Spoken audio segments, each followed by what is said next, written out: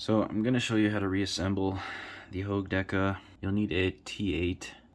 So you take the axis lock, put it through, and then you grab these little dudes. Grab these dudes and you hook them like that. Put it in there.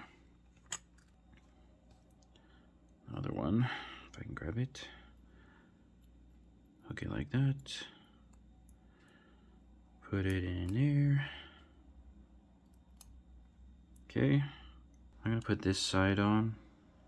Grab that screwdriver. This one is like really stripped, but I'm still gonna use it. It still works.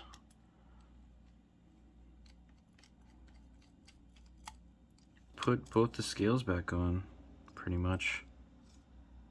Oh, by the way, these spacers were already in here. I didn't take them off when I disassembled it, so in case you're wondering about that. So you just align the spacers, click them in, and then put the screws back. This last one, there we go. All right. Okay. And now put the screws in on the other side. Okay. All right, now for the fun part. You gotta put these washers on both sides of this, and you gotta slide it in here to line it up with the hole. I'm gonna use the screwdriver to sort of wiggle it into place.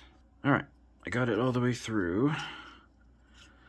Now the really tricky part, you gotta put the D shape thing, I don't know what it's called, gotta put it through.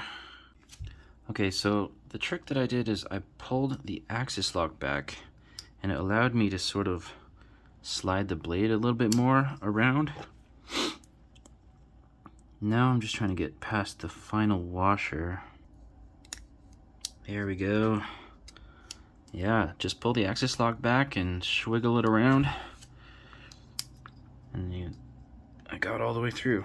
Now you just thread this part. Get your T8 and crank it on down, not all the way.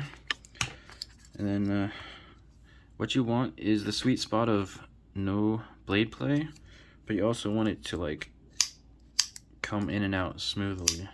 So I'm happy with that. And there you go.